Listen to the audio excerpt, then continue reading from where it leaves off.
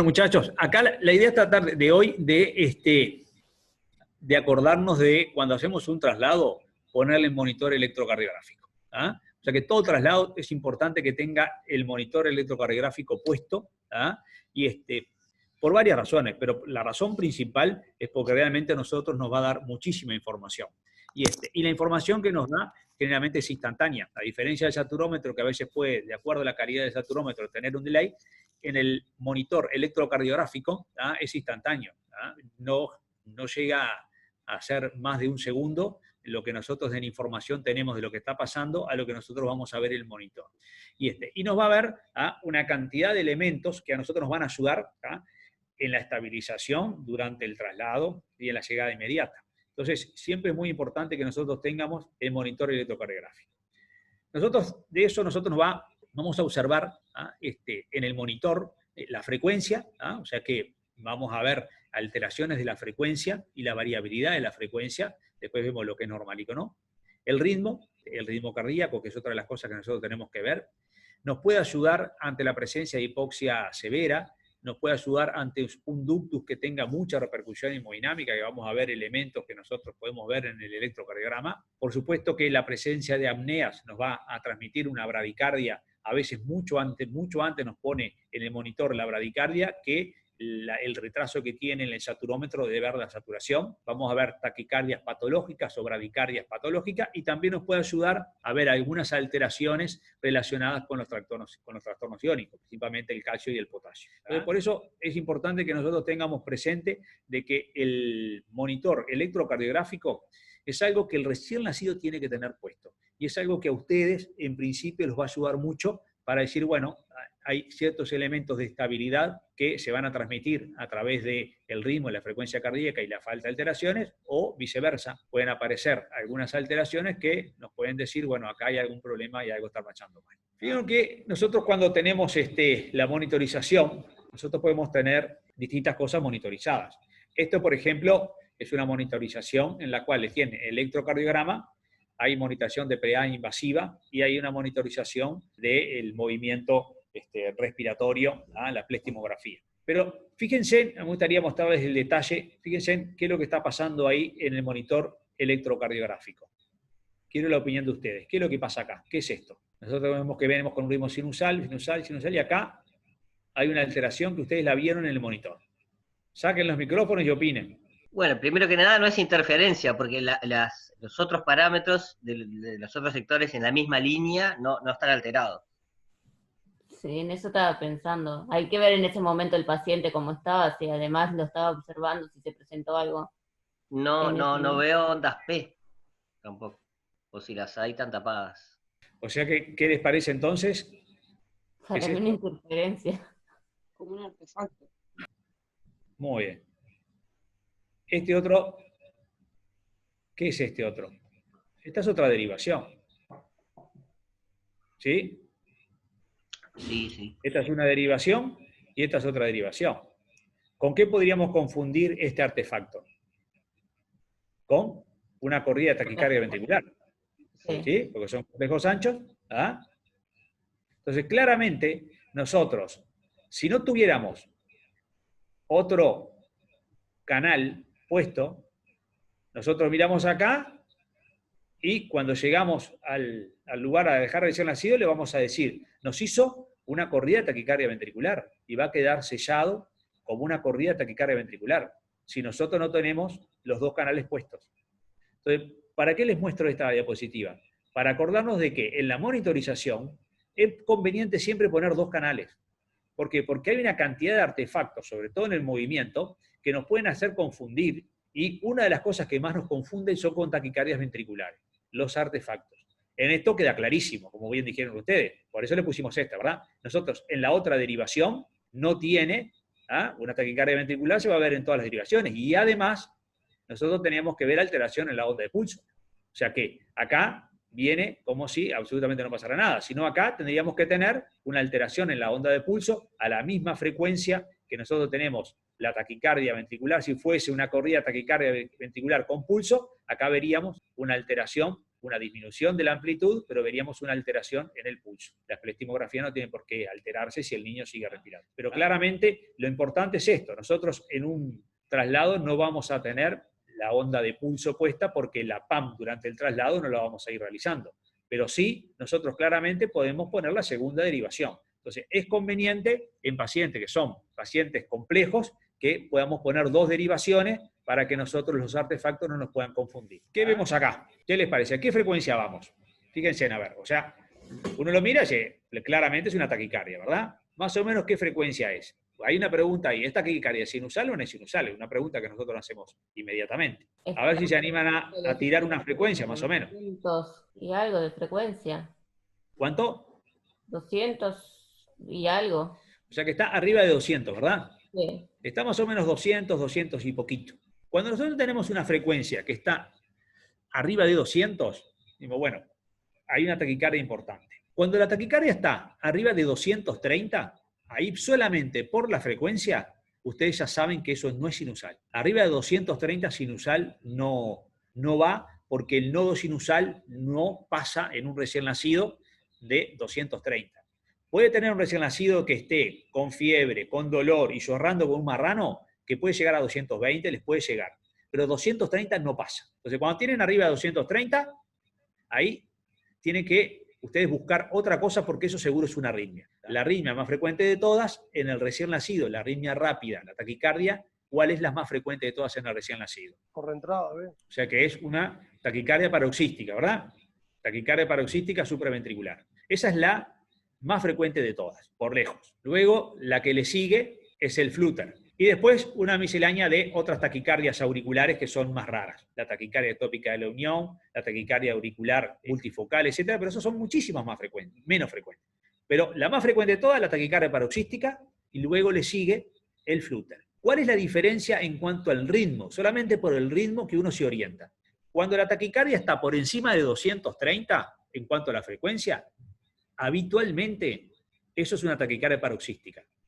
Cuando la taquicardia está entre 200, 210 aproximadamente, ahí habitualmente puede ser 2 cosas. O una taquicardia sinusal secundaria, cualquiera de las cosas que hemos dicho, o es un flutter. Cuando nosotros empezamos a mirar, ustedes empiecen a mirar en este paciente, ¿no? Ustedes ven que tienen algunas ondas que ustedes tienen. Por ejemplo, acá que estoy mostrando con el cursor. ¿Se ve el cursor, verdad? Sí.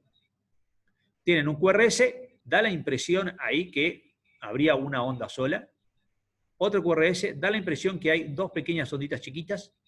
Y aquí da la impresión que hay 1, 2 y 3 onditas chiquititas. O sea que uno mira y dice, ¿estos qué son? Esto que hay en el medio. Uno tiene idea, ¿es una onda T? ¿Es una onda P? ¿Qué es esto? Pero uno ve que hay ondas que se repiten y que son regulares. O sea que cuando tenemos onditas que entran dentro de los 2 complejos QRS, en una frecuencia de 200 a 210 aproximadamente, como tiene este niño aproximadamente, uno lo que tiene que pensar es que esto es un flutter, ¿verdad? Y que estas son ondas auriculares, porque si fueran ondas T, las ondas T no se van a repetir, y en cambio acá hay ondas que entran de esto. ¿Y qué sucede con los flutter? Que a veces hay bloqueo 2-1 o bloqueo 3-1, como en este caso. Hay 1, 2 y 3 y se bloquea. Acá hay 1, 2 y se bloquea. 1, 2 y se bloquea. 1, 2 y se bloquea. ¿Sí? ¿Qué se les ocurriría a ustedes para confirmarme de que esto es un flutter? ¿Qué podrían hacer? La adenosina, cuando se adenosina se despegan los complejos y puedes ver si es un flutter, si es una taquicardia supraventricular. Ahí está.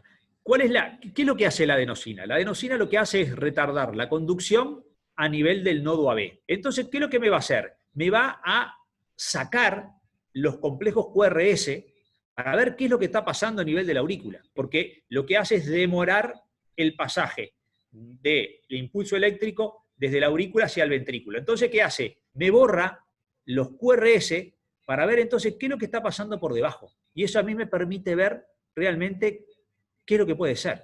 Es lo que hicimos acá. Estos son pacientes totalmente reales, son pacientes nuestros. Entonces, acá le hicimos la adenosina. ¿Y qué es lo que hizo la adenosina? La adenosina enlenteció la conducción y me sacó los QRS. ¿Y qué es lo que veo? Veo el diente de sierra característico del flutter. Si yo voy en una ambulancia y me impresiona que esto es un flutter, habitualmente una cosa que les quiero transmitir, generalmente no tienen que hacerle nada, porque el flutter habitualmente no los descompensa en periodos cortos. Lo puede descompensar en muchísimos días, en muchos días. A veces puede estar 1 mes, 2 meses con el flúter y no lo va a descompensar. ¿Por qué? Porque la frecuencia es una frecuencia de 200, 210. Entonces, a la larga, cuando pasa mucho tiempo, bueno, sí, ahí puede empezar a descompensarlo. Pero ustedes miran a un paciente, ¿tiene un flúter? Perfecto. Tranquilamente, porque no le va a dar repercusión hemodinámica ni el primero, segundo, tercero, cuarto, quinto día, prácticamente no les va a dar complicaciones, salvo excepcionales, aquellos flúters que son conducción 1 a 1 y van a 400, pero esos son hidros y nacen realmente mal. Entonces ustedes no tienen que hacer nada. La adenosina no nos sirve para revertir a los flúter, porque el circuito del flúter es adentro de la aurícula. Entonces lo único que nosotros hacemos es separar un poquitito los QRS, pero una vez que el efecto de la adenosina se va, ven lo que pasa acá, pum, pum, empieza otra vez a pasar la conducción aurículo-ventricular normal y el flúter continúa lo más campante, porque nosotros no actuamos a nivel del circuito interauricular. ¿De acuerdo? ¿Cómo nosotros revertimos el flúter? ¿Qué es lo que hay que hacer? Cardioversión. Ahí está. O sea que el flúter nosotros lo tenemos que cardiovertir. No es necesario cardiovertir un flúter adentro de la ambulancia. O sea, adentro de la ambulancia un flúter no es necesario porque no vamos a hacer una maniobra de riesgo, como es la cardioversión, adentro de la ambulancia, porque realmente son niños que están ventilando el aire, que se alimentan, realmente son niños que no dan problemas. Nos llama la atención por la frecuencia cardíaca y llegamos al diagnóstico, ¿sí? Para poder nosotros hacer la cardioversión, ¿sí? Tenemos que llegar a una unidad neonatal. En esta unidad neonatal hay que sedar al niño y hay que analgesiar al niño para cardiovertir, porque la cardioversión duele. La cardioversión la van a hacer con 0,5 Joule o a veces van a tener algún cardiodefibrilador que la intensidad en Joule más baja puede ser de 5. Bueno, utilizan la de 5. Muy importante cuando acá van a cardiovertir. Ustedes acá no van a desfibrilar, van a cardiovertir. Entonces, cuando cardiovertimos, hay que apretar el botón de sincronizado. Ustedes lo ponen los 5 Joule, sincronizado, carga, el niño ver que esté bien sedadito y que esté analgesiado. No solamente sedado, dormido, porque duele. O sea, hay que hacerle alguna sedación, que puede ser con midazolam o puede ser con deserdetomedina, y además hay que hacerle un poquito de fentanil o de morfina para poder sedar al niño y además analgesiar. Retirar a todo el mundo, que nadie esté tocando, y sincronizado, ustedes lo van a patear. Y con eso, un flúter en un niño que no tiene cardiopatía está curado. No revierte el flúter, no vuelve. Que esa es una de las cosas que son maravillosas cuando uno hace una cardioversión en flúter. Es algo que uno se siente muy feliz porque lo curó. Se le fue y se terminó el problema. Y el niño se va para la casa. ¿Quedó claro con lo del flúter? No tenemos que hacer nada en la ambulancia. Y acá se hizo la cardioversión sincronizada de este recién nacido y este es el electrocardiograma posterior. Un electrocardiograma totalmente normal. Seguimos. ¿Qué tenemos acá? De vuelta, ¿verdad? Una taquicardia de complejo fino. Miramos de vuelta. Frecuencia. De 300. Ahí está. Entonces, de acuerdo a lo que acabamos de decir, ¿esto qué es? Una taquicardia paroxística. Una supraventricular. Una taquicardia paroxística supraventricular hasta demostración de lo contrario. A 300, salvo que sea un flúter de 600 con conducción 2.1, que es poco frecuente, es raro, muy raro, ¿verdad? Pero esto es una taquicardia paroxítica supraventricular, y punto. Con 300 de frecuencia, sí es probable que este niño se vaya a descompensar. Entonces, este niño nosotros tenemos que tratar de que vuelva a ritmo sinusal antes de iniciar el traslado. No lo vamos a trasladar así. Vamos a tratar de que en el centro donde lo vamos a buscar, nosotros tratar de que revierta a ritmo sinusal. ¿Sí? Entonces, ¿qué le vamos a hacer a este? Maniobra avanzada, sonda o hielo en la cara, no sé, hacer el masaje de seno carotidio o pediatría. Muy bien, o sea que vamos a estimular el vago, ¿verdad? Para que, en principio, ver si con el enlentecimiento que nosotros hacemos a nivel del nodo auriculoventricular, con eso alcanza, ¿sí? ¿Cuáles son las maniobras vagales que son más sencillas en el recién nacido y tienen menos efectos secundarios? Y el hielo en la cara o la sonda, en realidad, la sonda enlarcada. Una sondita, una sonda. En principio hay cosas que son importantes, sobre todo para los que hacen niños grandes o adultos, es que la compresión de los globos oculares está contraindicada, porque eso puede producir en el recién nacido desprendimiento de retina. El masaje carotidio también está contraindicado. Y las dos cosas en las cuales son la maniobra Valsalva, es muy difícil hacerla en el recién nacido, tenemos que asfixiarlo prácticamente. Y las dos cosas que son sencillas son la sonda orogástrica y los paños fríos o con hielo en la cara. Los paños fríos con hielo en la cara los podés llevar a hipotermia y realmente es algo medio como traumático para el que lo hace. Lo más sencillo de todo y lo más efectivo es la sonda.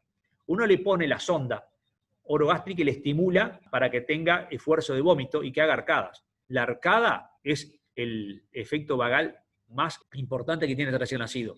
La mayoría de las veces, este recién nacido, bueno, le van a poner una sondita orogástrica porque el nacido no está bien, y cuando le van a pasar la sonda, ¡pum!, ahí ya hace la maniobra vagal y revierte solo. O sea que lo primero que nosotros vamos a hacer es estimularle la orofaringe con la sonda para ver si solo con el estímulo vagal alcanza para revertir. Podemos poner un poquito el hielo, pero si ya con la sondita, con el estímulo vagal no revierte, es raro que con el hielo vaya a revertir. O sea que eso como primera medida.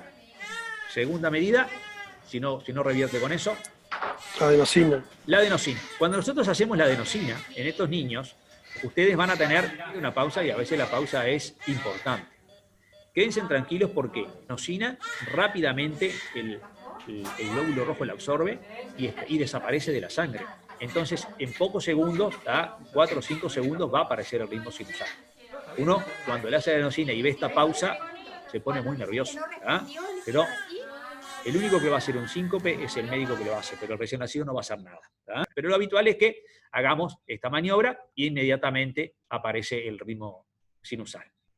Acá, fíjense, acá les muestro otro niño que este no es mío, este es del doctor José Luis Montenegro que me lo pasó, para ver a veces el susto que uno se puede pegar, pero quédense tranquilos que después va a arrancar. En este caso a él, fíjense en la pausa que les hizo, le hizo una pausa enorme. Y en este caso, cuando revirtió, que era para mostrar esto, el ritmo que tenía era un ritmo sinusal, pero en este caso era un Wolf. Nosotros podemos tener onda delta y ya hacer el diagnóstico de síndrome de Wolf-Parkinson-White, o a veces no vemos onda delta. Las dos son taquicardias paroxísticas supraventriculares.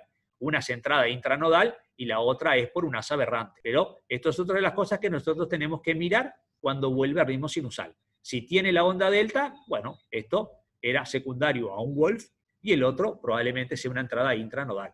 Tienen la misma importancia las dos, porque pueden llevar exactamente a lo mismo. Pero las pausas son las cosas que, bueno, que uno tiene que quedarse tranquilo, que va a ser una pausa, pero después va a ritmo sinusal. Bien, pasamos a otra situación.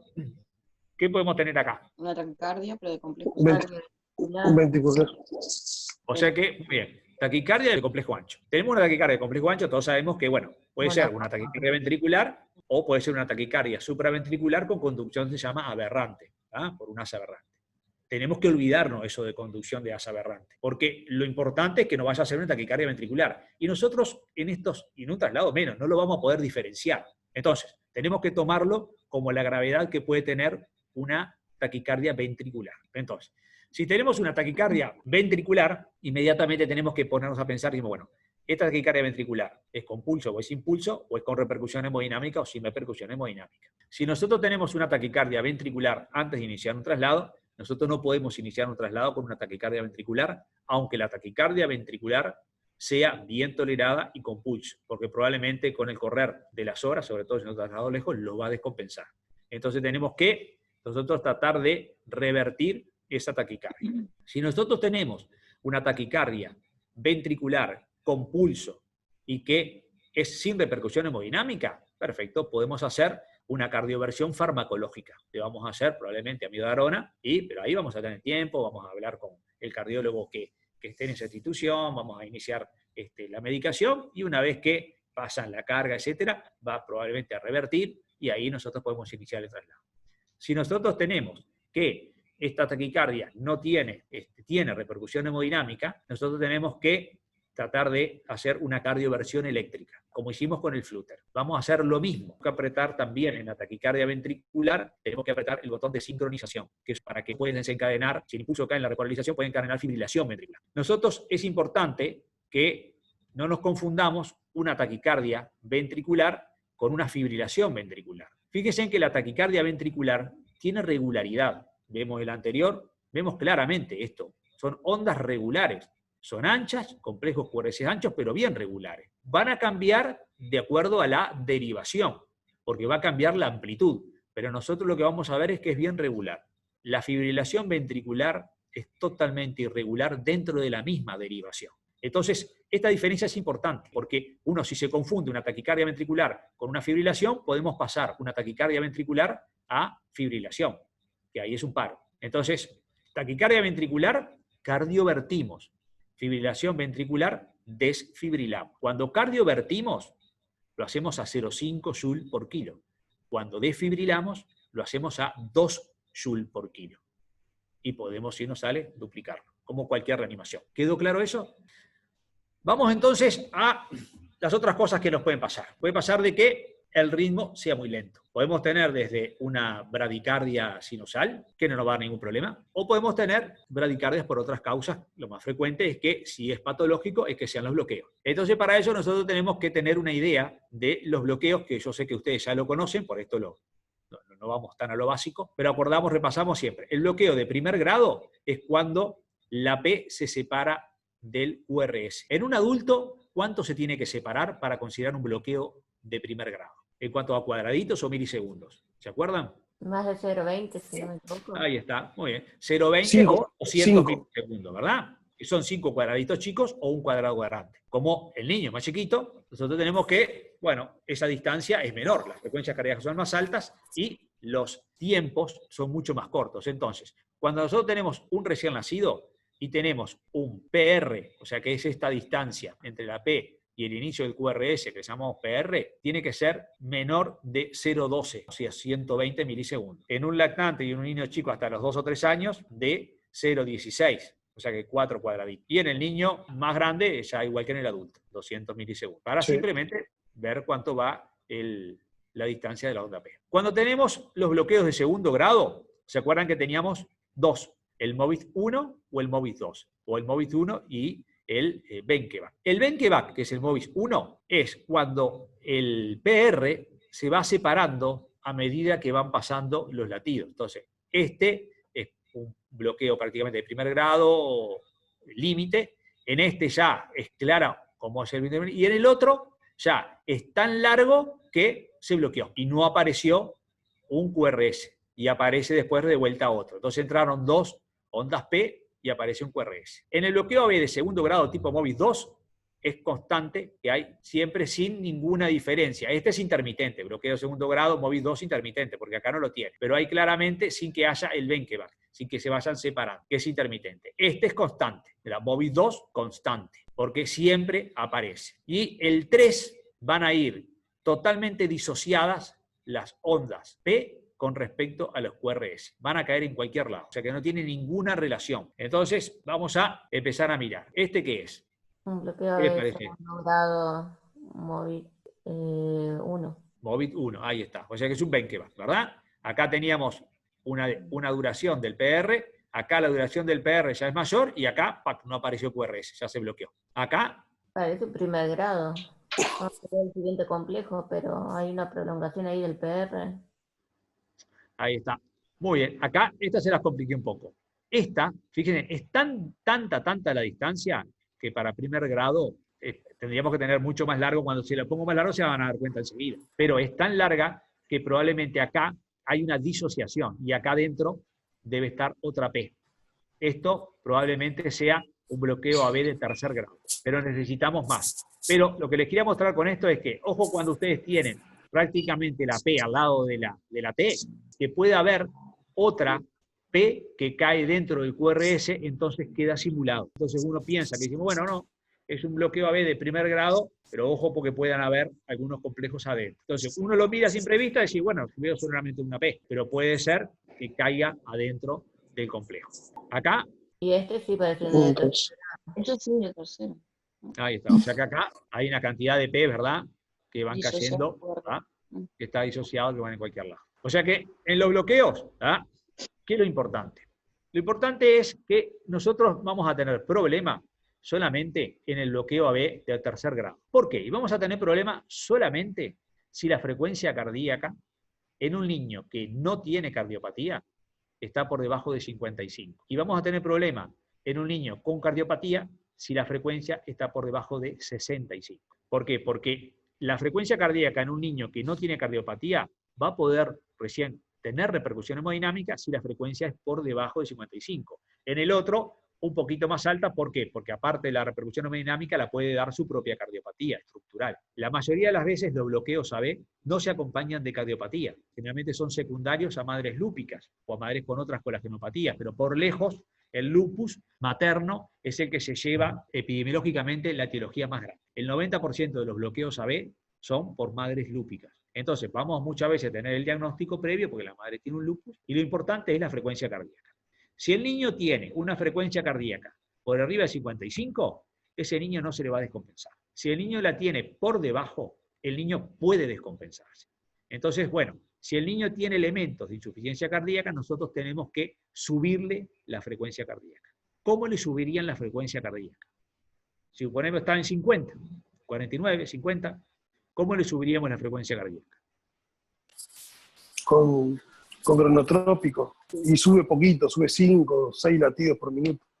Ahí está. O sea que vamos a usar cronotrópicos. ¿Qué cronotrópicos podrían usar? Dobuta, dopa, adrena. Muy bien. O sea que, en principio, uno, cuando ustedes van a leer, o sea, el mejor cronotrópico para esto, por excelencia, es el isoproterenol. Pero el isoproterenol hay poco, van a encontrar en pocos lugares, y hay muy poca experiencia en los niños. Entonces, bueno, nosotros vamos a usar un cronotrópico que estemos acostumbrados a usar, ¿de acuerdo? Y los mejores cronotrópicos, dentro de las drogas hemodinámicas que nosotros usamos, ¿cuáles son? Los dos mejores. Los que nos aumentan más la frecuencia cardíaca. La adrenalina, yo creo. La adrenalina y la dobutamina. La dobuta.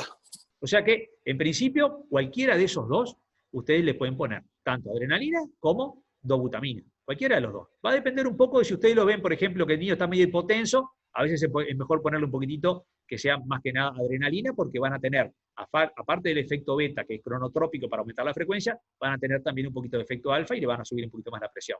Si el niño está muy bien desde el punto de vista de la presión y no tiene mucho inconveniente, la dobutamina, como es un vasodilatador, no le va a subir mucho la presión, pero sí también le va a aumentar la frecuencia cardíaca, que es lo que ustedes quieren. Y como dijo Gonzalo recién, ustedes no esperen, dicen, no me sirvió para nada, porque estaba en 49 y recién tengo 56, 57. No, les sirvió espectacular, porque ustedes no van a poder subir la frecuencia mucho más de eso. ¿Por qué? Porque cuando nosotros tenemos una frecuencia baja, en este caso, por ejemplo, ustedes tienen un complejo fino. El complejo fino, ¿qué quiere decir? ¿Dónde está saliendo el impulso eléctrico? Si el complejo está fino. De arriba, de la aurícula. ¿Y qué parte de la aurícula está saliendo? Porque la conducción no está. Lo que se genera en la aurícula para abajo no pasa. En el nodo AB. En el nodo AB o el haz de His. Muy bien. ¿Ah? Entonces, ¿qué es lo que sucede? Cuando ustedes ven que tiene un complejo fino, eso es una cosa muy buena, porque la frecuencia del nodo AB o el haz de His es un poco más alta que la frecuencia del ventrículo. Eso es muy bueno. Es la gran diferencia. Generalmente es hisiano, generalmente es del haz de His, porque el lupus lo que más compromete es el haz de His. Entonces, hay células especializadas también en el haz de His que pueden ellas comandar. Entonces, bueno, si no se destruyó del todo el haz de His, hay una parte del haz de His que está mandando impulsos generalmente. A veces puede ser el nodo, pero generalmente es el haz de His.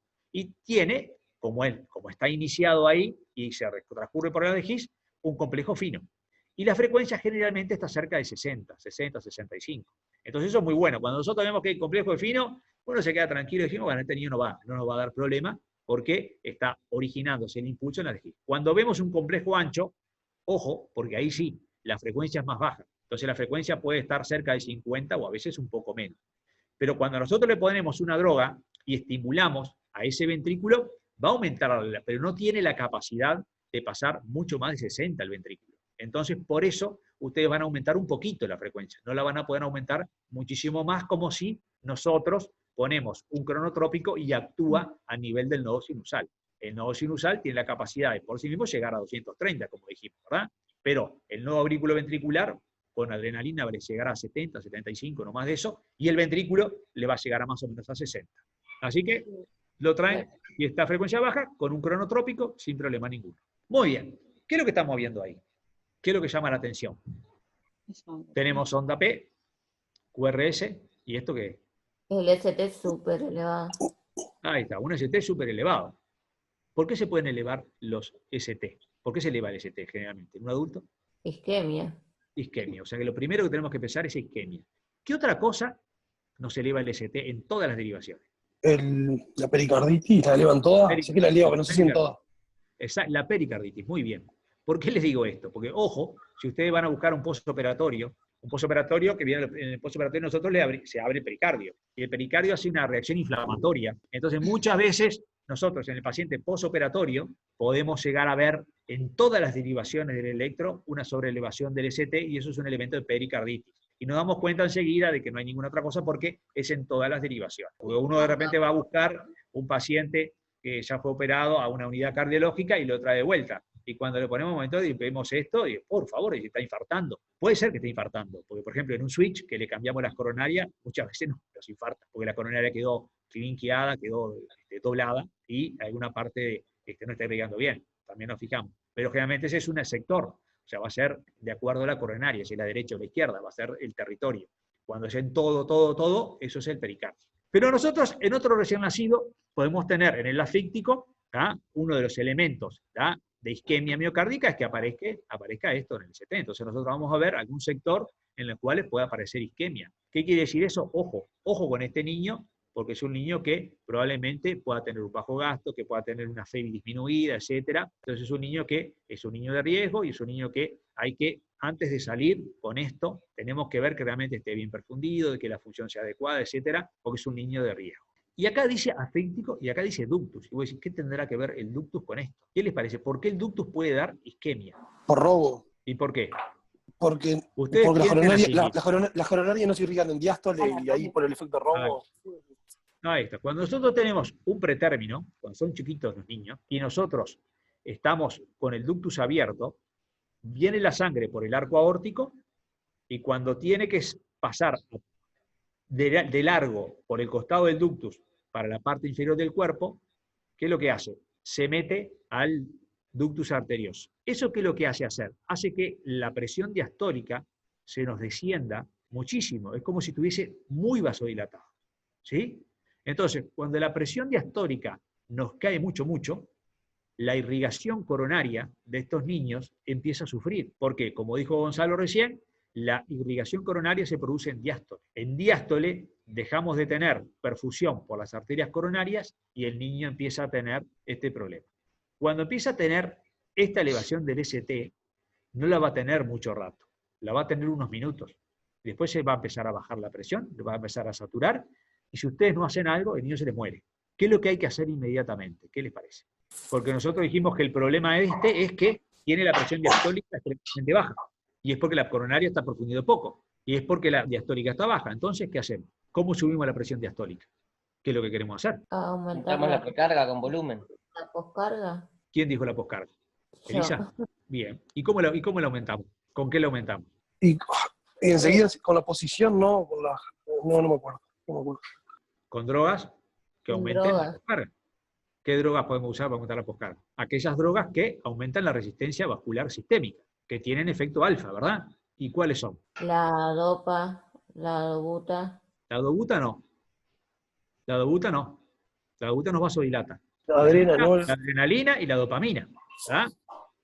¿Sí? La dopamina a dosis altas y después la noradrenalina por excelencia y la adrenalina. Entonces, lo que le quiero transmitir es que este niño, si es un pretérmino, tiene el ductus abierto y nos hace esto, se va a morir. Entonces tenemos que hacerlo rapidísimo, lo más rápido posible. Rápidamente, lo ideal es pasarle rápidamente adrenalina o noradrenalina para subirle enseguida. Y ustedes lo van a ver en el monitor, cómo se normaliza, a ojos vistas.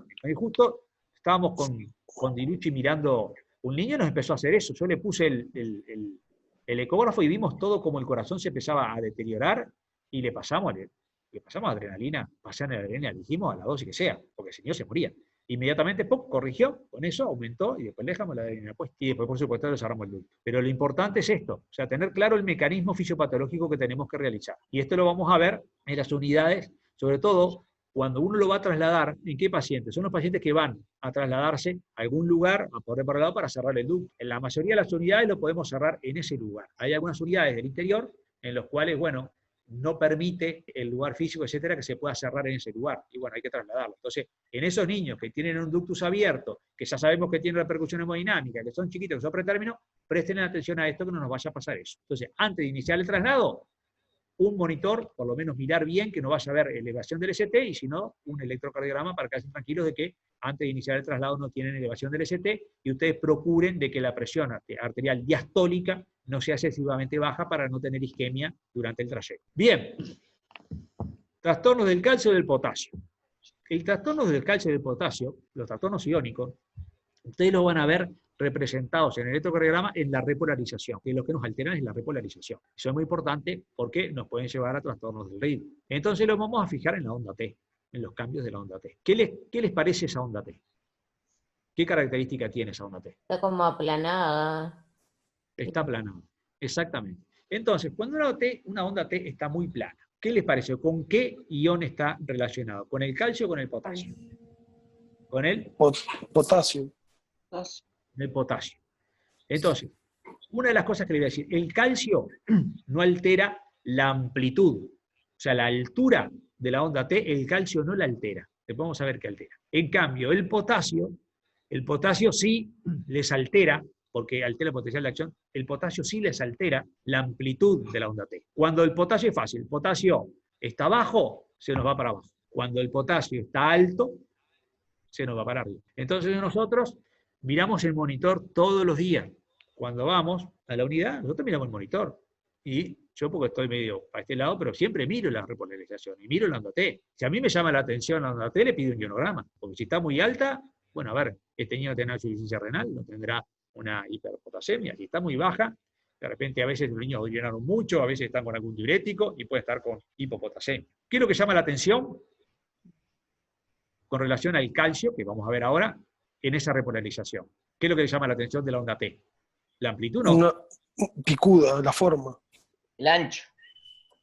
El ancho y es picuda, es una T. No, pero eso no, o sea, es normal, una T normal, puede ser picuda, pero no es tan alta como la hiperpotasemia, va a ser una T de amplitud normal. No tiene casi segmento ST, o sea que está muy cerca del QRS, está pegada al QRS, o sea que tiene como una repolarización precoz. Y esto es hiper. Cuando tenemos hipercalcemia, se te pega la T al QRS. Cuando tenemos hipocalcemia, se separa la T del QRS y constituye un QT largo. Y hay que corregirlo porque es peligroso un QT largo, porque nos puede hacer una torcida de punta. La taquicardia ventricular de tipo torcida de punta, y eso después puede llevar a fibrilar, como cualquier QT largo. Entonces, nosotros sí tenemos un niño con carita rara, que nos puede parecer una microretrognatia, etcétera, que nos puede parecer un Digeorge, hasta que no tengamos nada y no tengamos el calcio, inmediatamente ponerle el monitor y mirar esto. Cuando tenemos una hipocalcemia, se corre la onda T, pero de la misma amplitud. Ustedes ven una T normal, pero totalmente corrida. Entonces, ojo, porque ese niño puede tener una hipocalcemia. ¿Por qué dijimos los Digeorge? Porque los Digeorge le faltan muchas veces las paratiroides. Entonces tienen hipocalcemias severísimas. Entonces, antes que les haga una tetania, uno tiene que mirar esto, ¿tá? Porque van a demorar a veces en el ionograma, etc. Entonces miren esto rápidamente, ¿tá? Y hay que hacer calcio enseguida, ¿sí? ¿De acuerdo? Porque atrás de esto viene la tetania, ¿tá? U otras complicaciones, como les decía, que pueden ser arritmias, ¿tá? Y cuando ustedes les hacen el calcio, que uno a veces lo hace en 10 minutos, a veces se puede hacer en push, que es un paciente muy grave, ustedes en el monitor ven a ojos vistos cómo se va acercando, ¿tá? De vuelta la T al QRS, ¿tá? Como en cirugía cardíaca hay muchos pacientes, como muchas cardiopatías se acompañan de enfermedades de Digeorge, porque las cardiopatías conotroncales es una de las características, vemos mucho. Entonces digo, es frecuente que nosotros veamos esto, ¿tá? Pero bueno, como dijimos, bueno, a veces les va a pasar también que tienen que trasladar a un paciente que nació, que tiene una cardiopatía y que es un Digeorge, y lo van a trasladar al centro cardiológico, ¿tá? Entonces, ojo, cuando van a trasladar al centro cardiológico, miren primero esto, pues ya, bueno, no, mire, acá la T está separadísima, no tendrá una hipocalcemia, vamos a hacer un diagrama antes de salir, por las dudas. Así le corregimos el calcio y lo llevamos con el calcio corregido, ¿tá? Porque si no le va a hacer una tetania en la mitad del traslado, y los que vean tetania en recién nacido no saben lo que es, ¿tá? Es la primera vez que recibí un niño que estaba en cirugía cardíaca en el postoperatorio, apareció un niño que era un preoperatorio, y empezó a hacer unas cosas raras, todo duro, pensamos que no estaba nervioso, no entendíamos qué era, hasta que después nos dimos cuenta de que estaba haciendo una tetania, ¿tá? Si uno no lo piensa, mucho no se da cuenta, pensamos que era una convulsión tónica, no sabíamos qué era lo que tenía, ¿tá? Y era simplemente una tetania por una hipocalcemia. Ahora lo que vamos a hacer, le voy a poner rápidamente, ¿tá? unos electros, ¿tá? Para que digamos rápidamente qué cosas pueden ser. ¿Qué les parece este electro? También pueden ser normales, ¿eh? Es para que ustedes, a ojos vistas, porque esto ustedes es lo que van a ver en un traslado. Ustedes están viendo el monitor y van a ver dos derivaciones nada más. Pues bueno, ¿ustedes qué es lo que ven en este? Una inversión de la onda T en B2, B3, es lo único que me llama la atención. B1, B2, B3, pero después parece normal. Tiene onda P, es regular, los complejos son finos. Muy bien. Vamos a pasar a esta otra presentación que yo les tengo acá, en un segundito, esperen un poquitito. Y les vamos a ir mostrando.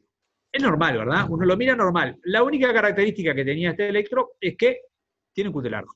Entonces, ¿con esto qué quiere decir? Que a veces hay que tomarse un tiempo para poder tomar las mediciones y mirar esto. No les va a pasar nada con este recién nacido, pero no todo electrocardiograma que uno lo mira y dice es normal, es totalmente normal. Por si llega a pasar algún evento en el camino, decimos, bueno, antes de salir, si uno tiene un electro, mirar bien el electro y saber con qué paciente estamos trasladando. Porque de repente este paciente ustedes lo trasladan, ¿por qué? Porque hizo apneas seguidas, porque hizo algún síncope, porque hizo alguna cosa. Bueno, ustedes lo van a trasladar y decir, bueno, una apnea, una cosa, pero ojo, porque pueden haber algunas otras cosas que les puede llamar la atención. Mirar bien, y en el recién nacido, cuando hace eventos, apneas, un cuadro medio sincopal, o cambios de coloración, o episodios de cianosis que hizo cortos, de repente ese niño quedó como cianótico y después recuperó. Puede ser que haya hecho ahí una taquicardia ventricular descompensada, que son así como se comportan los QT, hacen torcida de punta, hacen taquicardias por pedidos cortitos, después se recupera y queda bárbaro el niño. Uno mira un electro y dice, bueno, el electro no le veo nada, pero nunca se olviden, le digo, los que hacemos pediatría, un electro no puede estar informado sin el QT, pero los de adultos pocas veces informan el QT. Ahora cada vez más con el paso del tiempo, pero no están muy acostumbrados porque un informe, pero en el niño hay que mirar bien el QT. Este les puse para eso. ¿Este qué tiene? Una bradicardia de 300. Bradicardia. Un bloqueo AB. Muy Parece un ¿Es un grado, bloqueo AB? un bloqueo de segundo grado. De segundo grado, perfecto, constante, ¿verdad? Es en todas, ¿no? Vamos a ver qué es lo que dice el texto. Es un bloqueo AB, ¿tá? Tipo 2.1 de segundo grado, ¿tá? Conduce una sí, conduce otra no, ¿tá?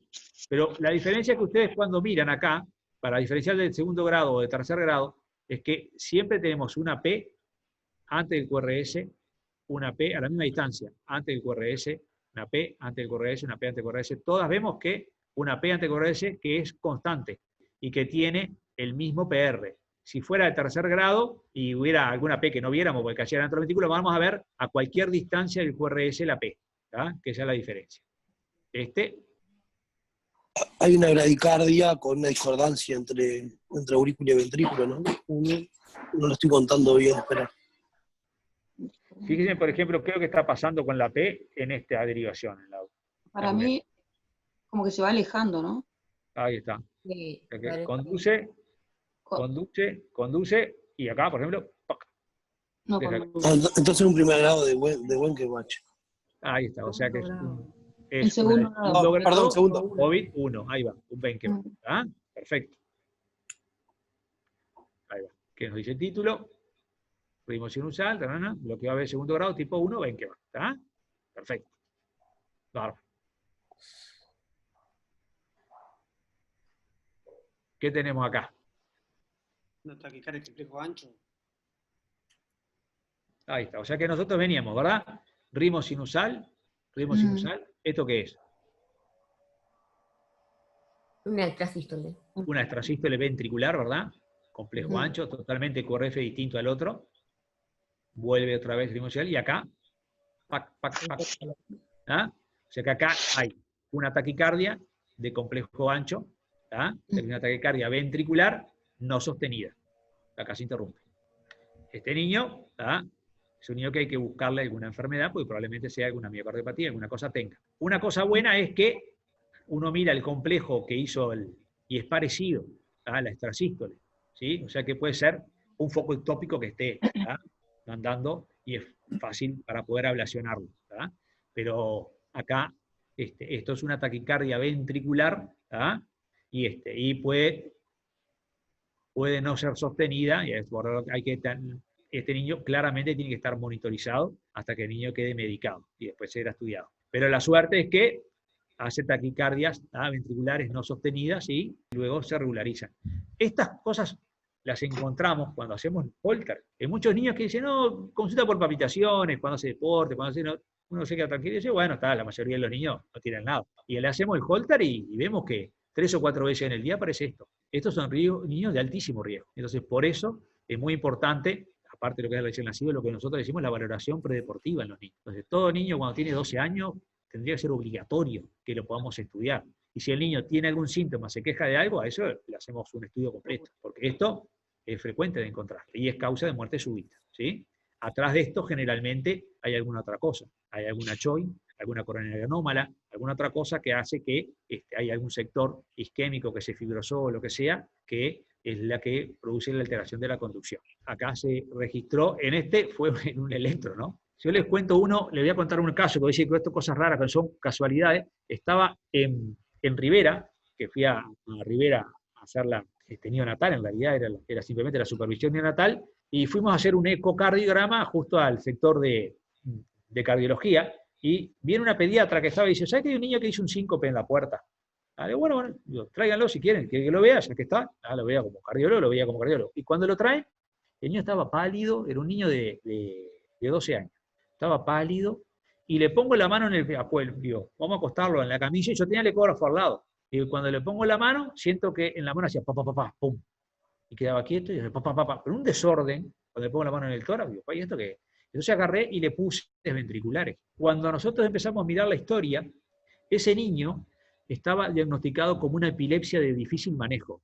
Y empezamos a hacer el interrogatorio, y el niño decía que cuando él subía la escalera de la casa, pácate, se caía y sincopaba. O sea que al más mínimo esfuerzo, entonces el niño no hacía ejercicio desde hacía como 3 o 4 años, estaba medicado para una epilepsia, pero nunca tenía un electroencefalograma patológico. Siempre los electroencefalogramas fueron normales.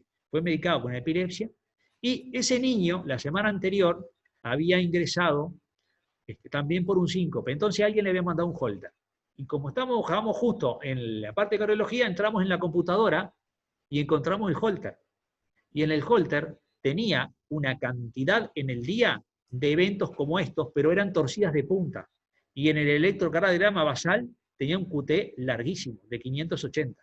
Entonces era un niño que tenía un síndrome de QT largo, que hacía torcidas de puntas a cada rato y hacía síncopes secundarios a eso. Y bueno, por supuesto, cuando encontramos la causa, se hizo tratamiento y el niño, por suerte, pero se podía haber muerto en cualquiera de todas esas situaciones que tuvo, y fue también un hallazgo como en ese momento. Lo que pasa es que lo hallamos porque lo hacía tantas veces en el día, de que todavía no habíamos entendido cómo espontáneamente salía de todas las taquicardias ventriculares, eran todas no sostenidas. Si hubiese habido alguna que hubiese demorado mucho más, probablemente este niño no estaría vivo. Pero fue una cosa así como esta. Este otro...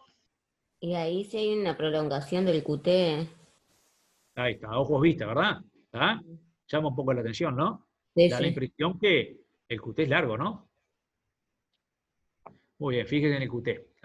Este QT tiene 540. Fíjense cómo se llamaría el otro que tenía 580. Uno lo ve y prácticamente que la T está casi en la mitad del complejo. O sea que es otra de las cosas que nos tiene que llamar la atención. Facilísimo. Flutter. Muy bien, Flutter, conducción 2.1, entonces la frecuencia cardíaca es muy baja. Va a 300 este Flutter, va a 150, entonces puede pasar totalmente desapercibido. Acá llama la atención en algunos momentos que no conduce y se ven dientes de sierra. Y acá vemos que es algo raro. Una de las características que los puede a veces uno a frecuencias bajas decir acá hay algo raro, es que es la constancia, que no tiene variabilidad.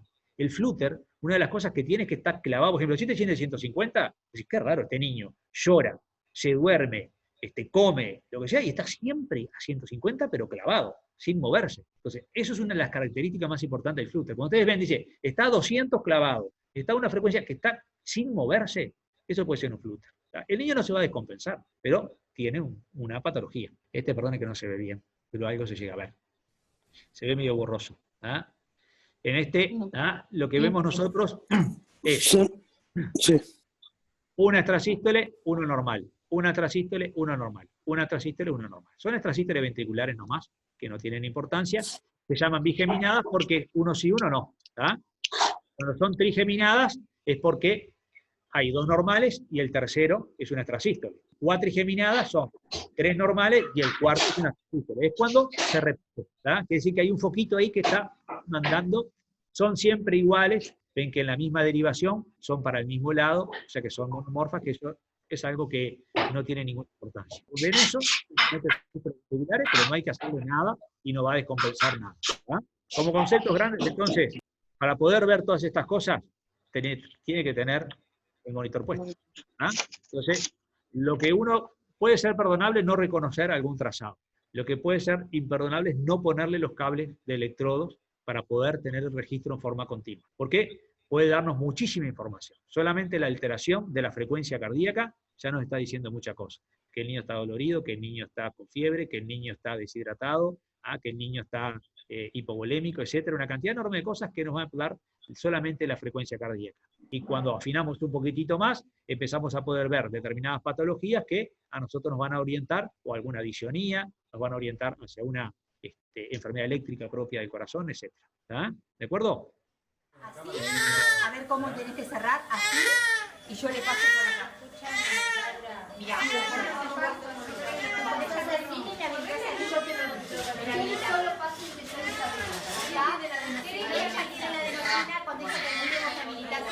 estoy habilitando. Dale, sacamos el dale. Rápido. Da 2.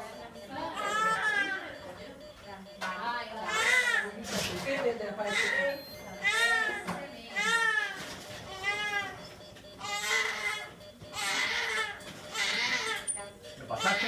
Sí. Ahí, mirá. Ahí.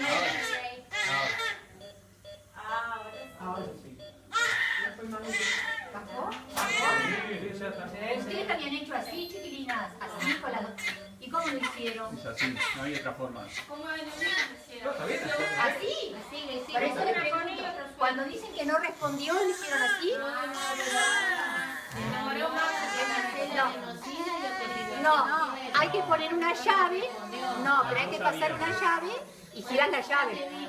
Claro, hay que hacerlo así. Ni siquiera girás la llave, tenés todo abierto. Claro. Terminás de pasar uno y seguís con el Por eso, yo lo hago con la llave porque ustedes tienen más experiencia. Yo las veces que lo hice, lo dejaba acá. Lo importante es saber que responde a la Claro. y se comportó con una taquicardia paroxística supraventricular.